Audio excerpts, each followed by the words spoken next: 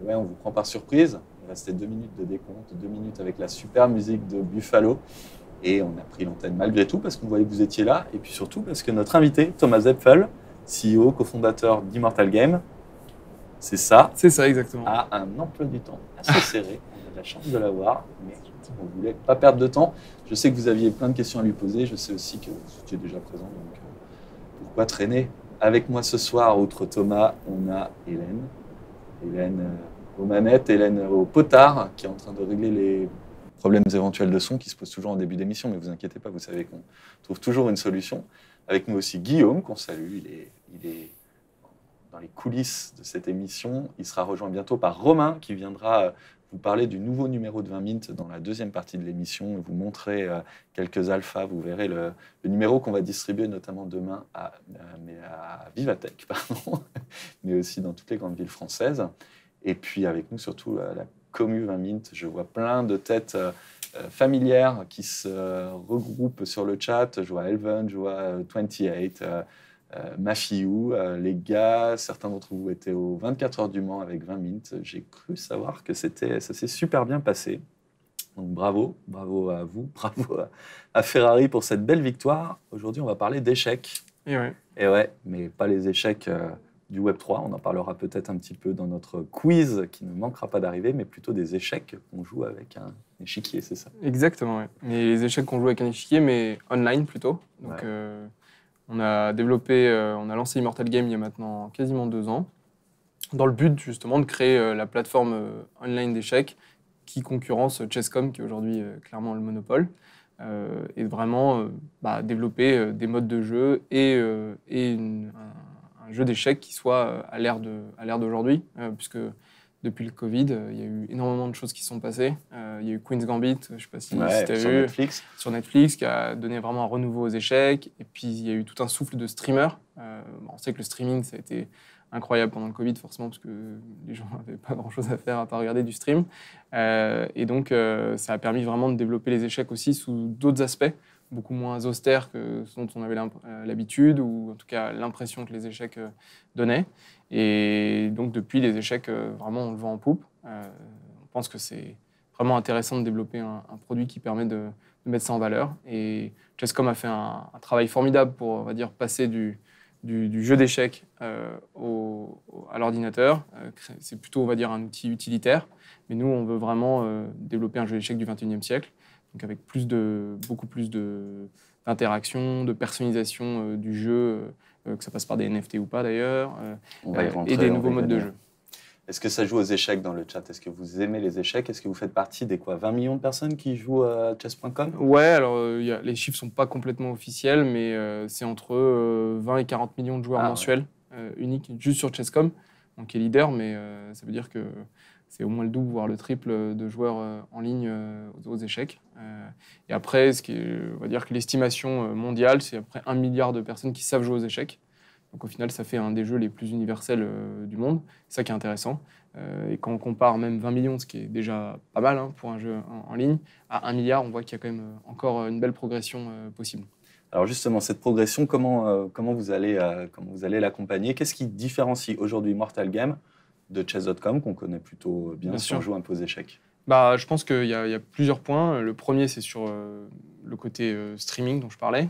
Aujourd'hui, c'est clairement la locomotive des échecs, parce que les gens découvrent les échecs via ce mode de visionnage, qui est beaucoup plus accessible, qui peut être fun ou compliqué. C'est vraiment comme, c'est vraiment comme sur une étagère. On peut vraiment choisir les streams selon ce qu'on souhaite comme expérience.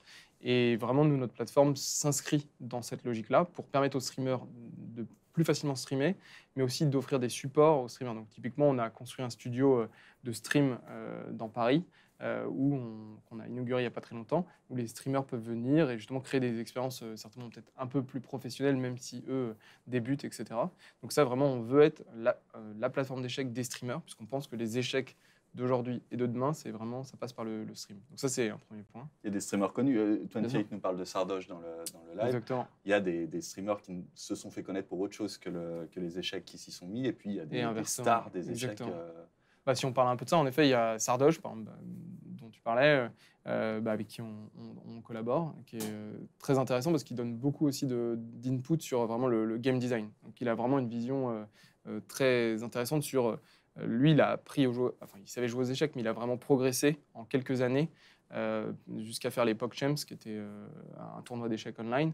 Il a vraiment progressé énormément. Il est passé de un joueur normal, on va dire, à un joueur qui est à peu près 1700 de Elo, donc qui commence à être vraiment solide. Et donc, il a vraiment cette expérience de comment on apprend et on progresse à jouer aux échecs. Et ça, c'est vraiment quelque chose qui est très important pour nous parce que aujourd'hui, il y a plein de plateformes qui proposent de s'améliorer et d'avoir des outils pédagogiques pour jouer aux échecs. Nous, on pense qu'on peut faire mieux. Et surtout que cet apprentissage soit plus fun. Parce que jusqu'à maintenant, la plupart des sites qui proposent ça, c'est soit assez rébarbatif, soit assez peu efficace. Et nous, on pense qu'on peut arriver avec une solution qui est beaucoup plus dans l'air du temps, beaucoup plus fun, qui est justement accompagnée de streamers, qui peut être accompagnée de célébrités, plein de choses comme ça, qui rendent, voilà, quel que soit le niveau, on puisse s'amuser. C'est ça qui est important parce que c'est quand même un jeu qui est à la fois très simple, mais surtout très complexe assez rapidement, dès qu'on veut progresser. Et c'est important de garder ce côté fun, sinon les gens s'y intéressent plus et se lassent. Donc ça, c'est important. Vous avez été hyper inventif sur ce côté fun, sans remettre en cause l'espèce de rationalité qui est derrière le succès des échecs. Hein. Il y a quelques siècles, on sait que le jeu des échecs avait une part de hasard, pouvait être joué avec des dés, genre de choses. Vous n'êtes pas retourné dans cette dimension-là, mais vous avez réussi à réinventer un jeu qui est codifié depuis des siècles et qui n'avait pas bougé là-dessus. Est-ce que tu peux nous en parler un petit peu? Bien sûr, oui. Notre volonté dès le début, c'était justement de garder l'esprit des échecs comme ils sont aujourd'hui pour permettre à toute la communauté des joueurs d'échecs dont je parlais, qui est vaste, de pouvoir avoir une plateforme nouvelle. Donc ça, c'était très important pour nous d'apporter de la nouveauté, mais que ça reste malgré tout l'essence même du jeu d'échecs. Donc ce qu'on a essayé d'apporter comme nouveauté, c'est par exemple, on a introduit des NFT, parce qu'on voit vraiment la blockchain comme un support pour apporter soit des expériences plus fun, soit de la liquidité aussi par rapport à ce qu'on crée et ce qu'on customise dans notre expérience de jeu. Et donc typiquement, si je prends un exemple concret, nous, les NFT, on les a tout de suite pensés comme un mode de jeu. Donc, on ne voulait pas juste créer quelque chose de financier, on voulait vraiment que ce soit embed dans le game design. Pardon, je vais utiliser un peu de mon anglais. Ah ouais, tu peux. Et donc, assez rapidement, on a sorti un mode de jeu qui s'appelle Immortal Game, où l'idée, c'est que les NFT qu'on a représentent des pièces, donc un pion, une tour, une dame, et chacune de ces pièces a une sorte de quête ou un challenge, ça dépend comment on voit les choses. Et donc, vous jouez aux échecs de manière normale, sauf que certaines de vos pièces ont, par exemple, une sorte d'incentive. Donc, par exemple, un pion, ça va être manger 2 autres pions, ou la dame, ça va faire échec et mat avec cette dame, par exemple. Et vous n'êtes pas obligé de le faire. Le but principal, c'est de gagner la partie. Mais si vous réalisez ces quêtes secondaires, vous avez des points de bonus, grosso modo. Et si vous réalisez la quête secondaire, par exemple, votre pion mange 2 pions, mais vous ne gagnez pas la partie, vous gagnez quand même des Non, points? non, justement, parce que il sinon, faut gagner. on s'est pas mal posé, on a testé pas mal de choses au début, mais le problème de proposer cette incentive, même si on perdait, c'est que quelqu'un pouvait faire n'importe quoi juste pour réaliser ses quêtes, et on perdait un peu l'esprit des échecs. Donc ça marchait pas vraiment dans la réalité, dans la confrontation de la réalité. Mais par contre, ce qui est vraiment intéressant, c'est que ça permet à plein de joueurs plus ou moins confirmés de sortir un peu des sentiers battus. Parce que quand vous jouez aux échecs, si vous jouez pas mal, disons je sais pas, quelques parties par jour, on se rend compte qu'à partir d'un certain moment, il y a quand même beaucoup de parties qui se ressemblent. Et à partir du moment où on crée un peu ces incentives différents, vous allez un petit peu modifier votre manière de jouer, puisqu'il y a des coups que vous n'auriez pas fait juste pour essayer de réaliser vos quêtes. Et ça permet vraiment de réfléchir out of the box et de vraiment créer des jeux nouveaux, des parties nouvelles, ce qui permet à certaines personnes de progresser, ou inversement à des personnes de se dire en fait c'est vraiment très très dur cette quête, donc ça crée une méta aussi de dire cette quête elle est trop dure, je vais revendre mon NFT pour en acheter un autre. Et donc on essaie de créer quelque chose qui est un peu une enveloppe autour du jeu d'échecs classique. Si on aime les NFT, sur le chat il y a déjà des questions ou des propositions. Hein. Alors, Elvan nous demande si joue en blitz, il peut mettre ses pions en skin de char. Il a l'âme guerrière. L'âme guerrière. Vous allez développer des versions Go ou Shogi. J'avoue que je n'en sais rien. Pour le coup, c'est pas dans la roadmap, pour être tout à fait transparent. On a pas mal parlé du Go, parce que en plus, c'est assez intéressant parce que les communautés sont... Finalement, il n'y a pas forcément beaucoup d'intersections entre les joueurs de Go et d'échecs. Donc,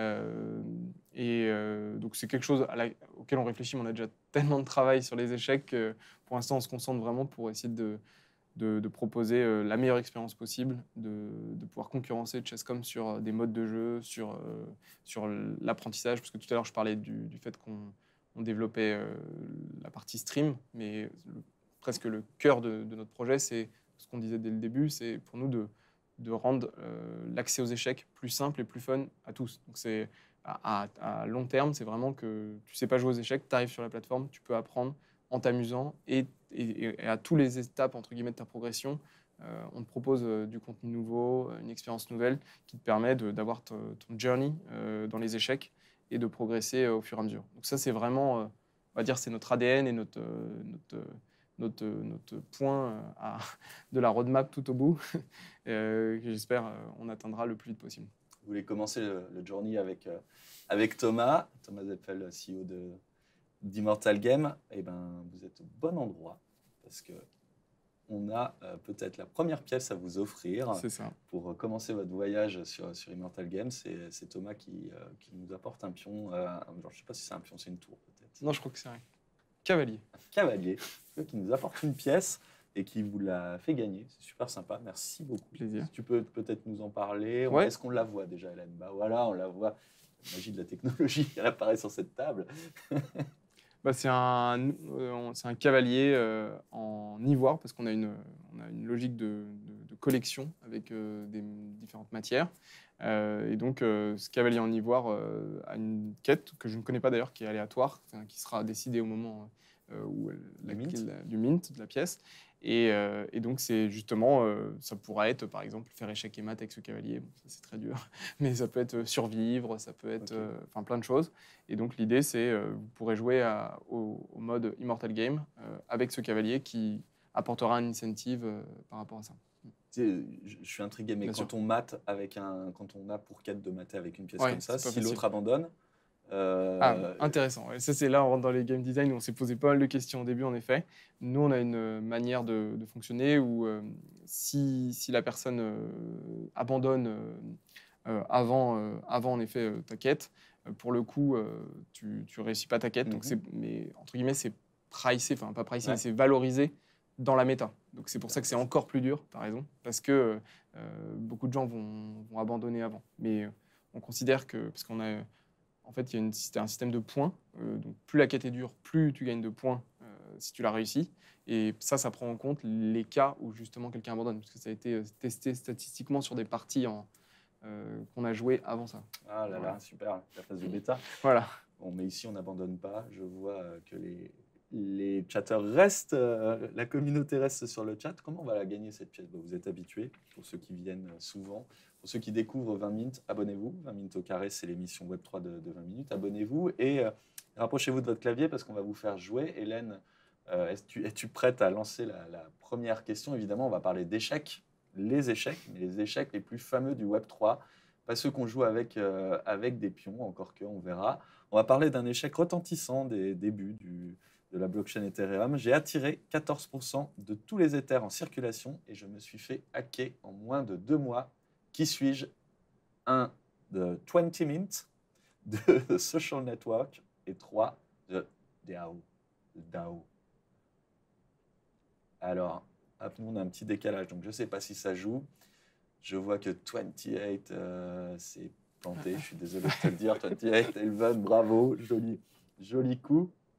Effectivement, c'était The DAO, l'a bien nommé ou mal nommé, puisqu'on a mis des années ensuite à relancer des DAO sympas.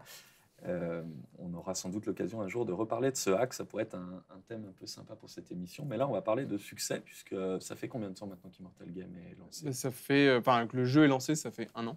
Mais ça fait quasiment 2 ans qu'on travaille sur le projet.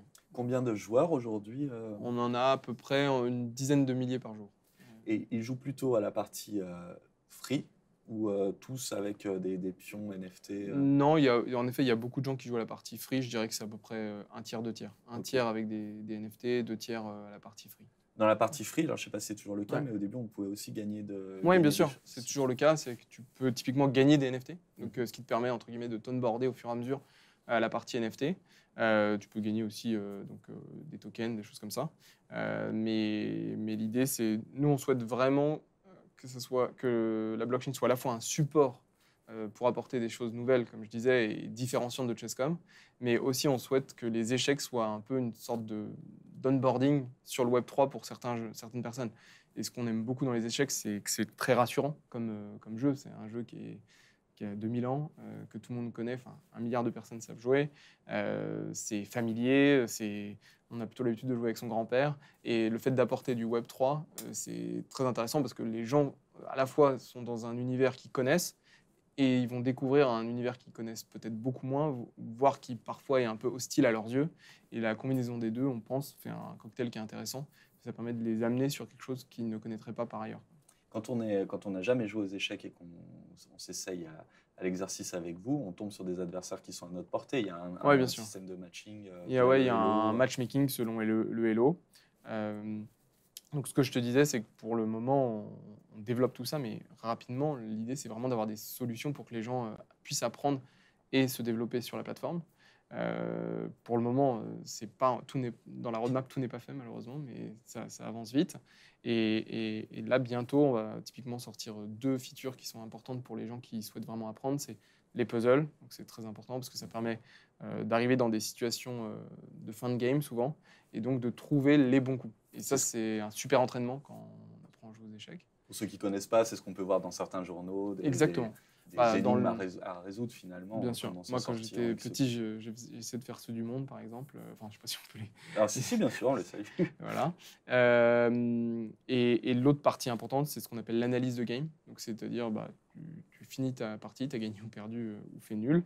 Et il y a un engine, donc une sorte d'intelligence artificielle, qui va analyser ta partie pour te dire où est-ce que tu as fait des bons et des mauvais coups, ce que tu aurais dû faire, ce sur quoi tu devrais travailler. Donc, par exemple, tu es plutôt moins bon en ouverture qu'en milieu de game, ou je sais pas, en fin de game, si tu as un combat 2 tours, par exemple, tu n'as pas réussi à faire des coups critiques comme prendre la 7e rangée, ce genre de choses. Bon, là, je parle un peu pour technique les échec. amoureux, hein, ouais. Voilà. Et donc ça, c'est très important parce qu'au final, ça permet d'avoir un peu un coach personnalisé, dispo à n'importe quelle heure, une fois que tu as fini tes parties. Et ça, c'est quelque chose sur lequel on travaille beaucoup et pareil, on devrait sortir d'ici la fin de l'été. Dans les choses que j'avais trouvé assez dingues, dans notamment le discours du début, et je ne sais pas si vous avez eu le temps de le mettre en place, il était question avec les tokens, alors je ne sais pas lesquels vous pouvez gagner pendant les parties, d'avoir par exemple des cours avec des grands maîtres. Exactement. On ne l'a pas encore mis en place, mais c'est toujours sur la roadmap. Et donc une grosse partie du projet, c'est en effet de grosses collaborations, à la fois avec des joueurs d'échecs, mais aussi des gens qui viennent pas forcément du milieu des échecs, mais qui sont joueurs d'échecs ou passionnés, ou souvent les deux. Et donc on a des dizaines de collaborations avec des grands joueurs d'échecs, des grands maîtres. Donc ça va de Maxime Bachir-Lagrave, qui est maintenant numéro 2 français, Ali Reza Firouzja, qui est numéro 1 français, à par exemple Vidit, qui est en ce moment à Paris, qui est un des, je pense, top 2 ou 3 indiens joueurs d'échecs. Et en fait, avec tous ces joueurs, ils ont apprécié le fait que justement on essaie d'apporter quelque chose de nouveau maintenant que Chesscom a vraiment un monopole sur le jeu. Et l'idée, c'est de proposer encore une fois, des expériences nouvelles. Donc ça peut soit passer par des streams spécifiques, mais aussi, comme tu disais, par exemple, ça peut être des cours avec ces joueurs-là, ou ça peut être des parties jouées contre ces joueurs-là, ou des analyses, donc du coaching, entre guillemets. Et donc tout ça, pour l'instant, on ne l'a pas mis en place, mais l'idée, c'est vraiment qu'en effet, si tu gagnes un tournoi, peut-être que ton NFT, il est redeemable, le NFT que tu gagnes, il est redeemable contre un cours ou une partie contre Maxime, ou ce genre de choses. Donc ça, en effet, c'est toujours sur roadmap. Je pense que ça verra le jour avant la fin d'année. Redeemable, notamment pour ceux qui nous découvriront après l'émission, c'est échanger finalement son NFT, le brûler en quelque sorte contre un avantage. On va traduire aussi, même si elle est plus explicite, la question d'Elven. Excellente question comme à son habitude. Vous avez mis en place un scholar pour prêter ou louer des pièces. Donc c'est ça, un scholar, c'est la possibilité de jouer à un jeu sans avoir nécessairement les moyens de s'acheter la pièce NFT, mais de le louer en quelque sorte à quelqu'un qui investit à votre place. Exactement. Donc oui, il y a notamment 2 guildes qui le font sur la plateforme, Unbound Nation et Blackpool. Blackpool, qu'on connaît aussi sur Sorare, voilà, exactement. qui nous a accompagnés d'ailleurs sur le 20 minutes numéro 1. On les salue. Depuis le début, on travaille beaucoup avec ces deux guildes. Donc en effet, ils font exactement ça, c'est-à-dire qu'ils achètent des pièces eux de leur côté, et ensuite les mettent à disposition de joueurs, soit sous forme de location, soit de revenu sharing ou ce genre de choses. L'idée, c'est pas nécessairement d'avoir des gens qui se professionnaliseraient, comme on a pu le voir avec Axie Infinity, des gens qui, dans des pays avec un niveau de vie moindre, trouvent un boulot finalement en jouant Axie. C'est pas ce que vous recherchez, j'imagine. Non, avec, pas vraiment. Je dirais que Axie Infinity, d'ailleurs, on l'a vu assez rapidement ensuite, quand la bulle a fait un peu pchit, entre guillemets. Je pense que c'est pas du tout ce qu'on recherche, et je pense même que c'est pas, entre guillemets, aider à moyen terme ces pays en voie de développement. Donc nous, c'est pas du tout ça, c'est plutôt si quelqu'un a envie de s'amuser avec une pièce qui peut peut-être pas s'offrir, et parce qu'elle a des quêtes spécifiques, parce que ça lui permet d'accéder à des tournois spécifiques, il le fait de cette manière-là. Et donc ça permet aussi de créer en effet de l'accès pour toutes les personnes. Des personnes, par exemple, on a une grosse communauté d'Amérique du Sud qui n'ont peut-être pas le même pouvoir d'achat que des gens français ou des États-Unis. Pareil en Inde, on a une grosse communauté aussi. Mais c'est pas du tout professionnalisé comme on a pu le voir sur d'autres jeux. Et on souhaite pas que ce soit le cas. Et on souhaite surtout juste que les gens s'amusent, puissent jouer aux échecs avec une expérience un peu nouvelle que sur Chess.com. Et pour le coup, il n'y a pas du tout ce concept de NFT et on va dire de pouvoir gagner un petit peu en jouant, en misant sur soi-même.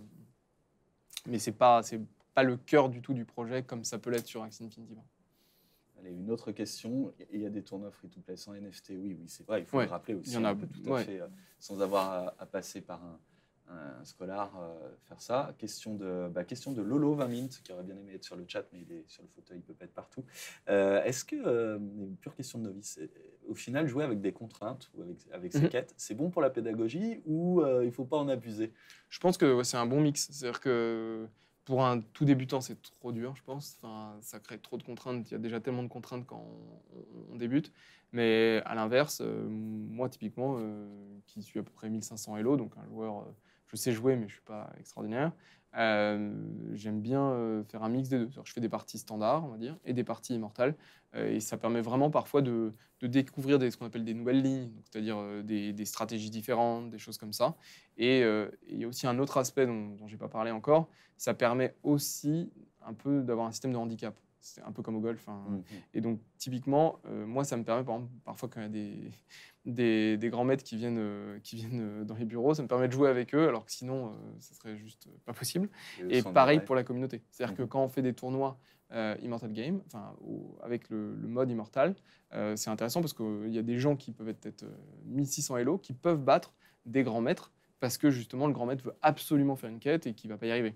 Donc ça permet aussi d'avoir, parce que c'est comme un sujet dans les échecs, c'est vraiment ce côté vraiment, il n'y a pas de hasard. Donc le fait qu'il n'y ait pas de hasard, ça veut dire que ça renforce aussi les différences de niveau.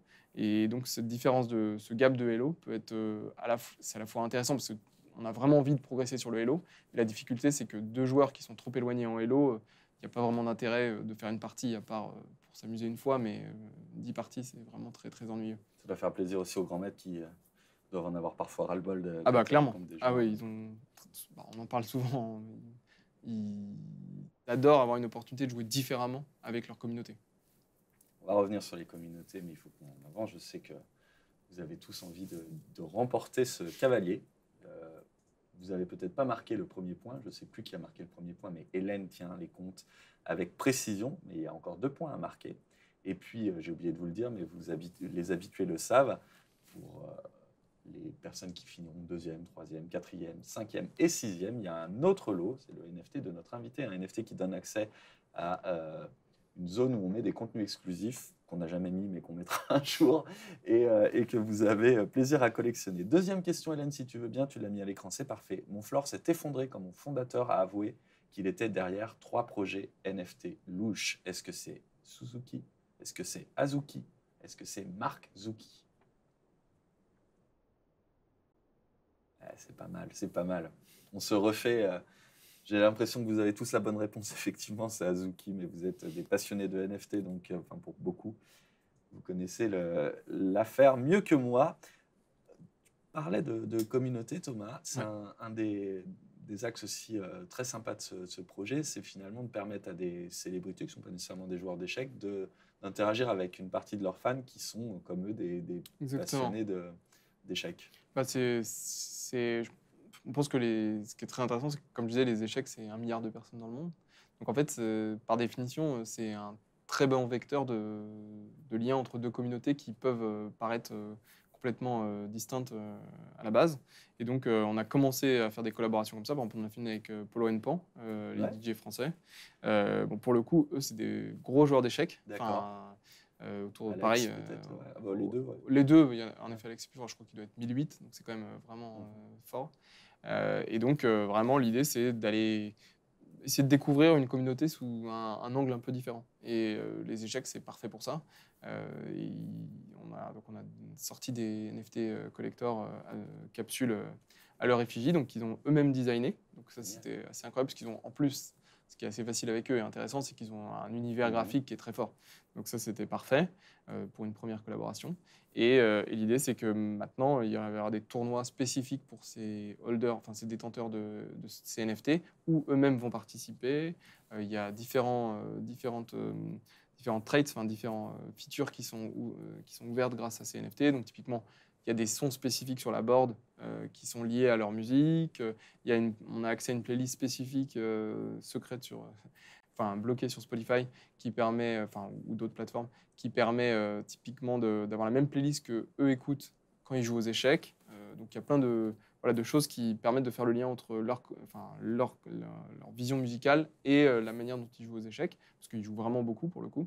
Et puis certains NFT donnent aussi accès à des tickets de leurs concerts, ce genre de choses. Donc ça, c'est Génial. vraiment une première collab qu'on a mise en place. C'était il y a 1 mois, je pense, qui était très intéressante, parce que ça a permis vraiment de tester et de voir un petit peu comment les communautés réagissaient. Et vraiment, en tout cas, les gens étaient ravis de pouvoir découvrir quelque chose d'un peu différent. Encore une fois, le but, c'est vraiment d'apporter de la nouveauté dans les échecs, de dépoussiérer aussi un peu la vision que certaines personnes en ont.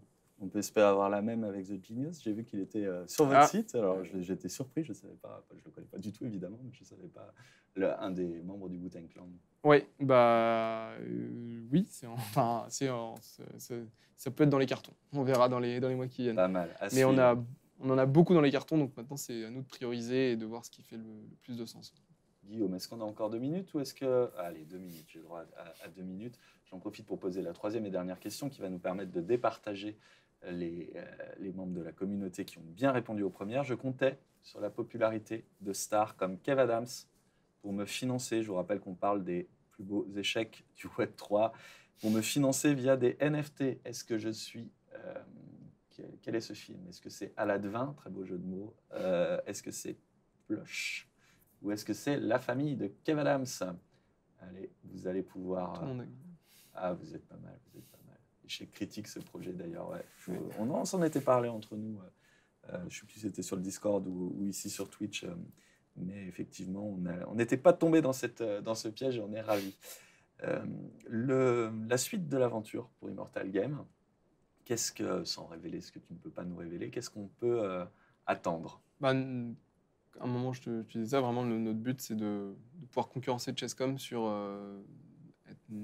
c'est chess, but better. Donc, vraiment tout faire en mieux. Donc, aujourd'hui, honnêtement, parce que j'y joue vraiment tous les jours à la fois à ma plateforme et Chesscom, je pense que sur vraiment jouer aux échecs, on a réussi à développer une UX et une UI qui est plus moderne, qui est plus agréable.